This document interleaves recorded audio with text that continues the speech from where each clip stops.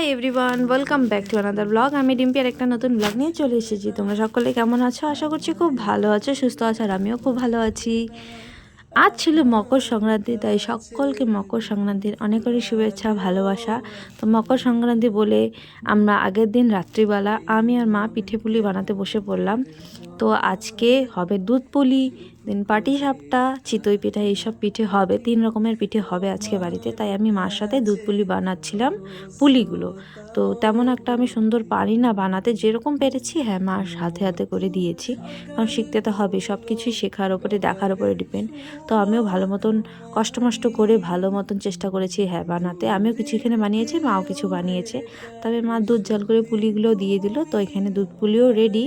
দুধ পুলি এখন বানিয়ে নিয়েছে মা। সবার প্রথমে আগে দুধ পুলি বানিয়েছে, তারপরে পাটিসাপটা বানিয়েছে।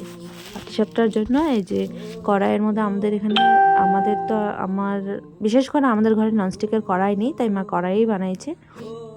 খুব সুন্দর লাগে, টেস্টি লাগে খেতে।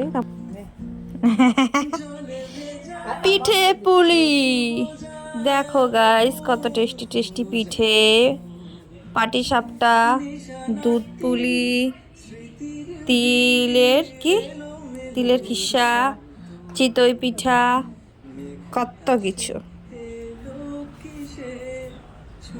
খাইছো তোমরা? তোমরা খাইছো? আমরা সবাই খাইছি, ভালো লাগছে। এই যে আমাদের বিল্লুগুলো খায়, একটা দুইটা তিনটা, এটা মা, এটা দুইটা বাচ্চা। এই যে তিনটা বিল্লু আমাদের বাড়িতে আমরা সবাই খাইছি, আমরা সবাই আনন্দ করছি, খাই। দেখলেই মা আমাকে পিঠে পুলি খাওয়ার জন্য দিল। আমি স্নান টানও সেরে নিয়েছি, তো এখন খাবো।